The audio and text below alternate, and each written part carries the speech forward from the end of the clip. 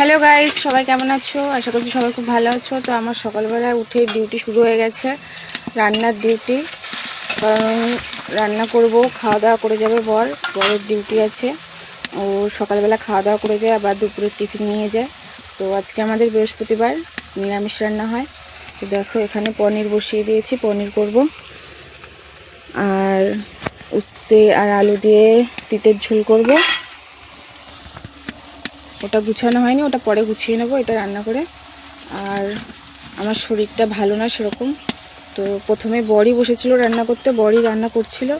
তো যেহেতু পনিরটাও ভালো করতে পারে না, তো বললো পনিরটা তুমি করো, আস্তে আস্তে ধীরে সুস্থে করো, কোনো তাড়াহুড়ো নেই।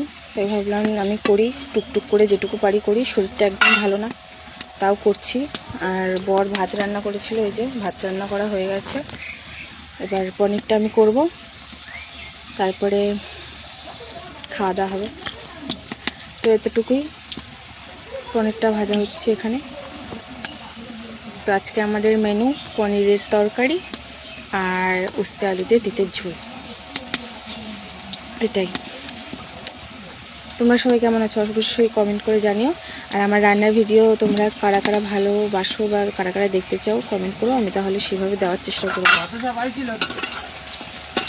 আমি বেশি কিছু বলতে পারছি না, আমার রান্না তাহলে গোলমাল হয়ে যাবে, পুড়ে যাবে।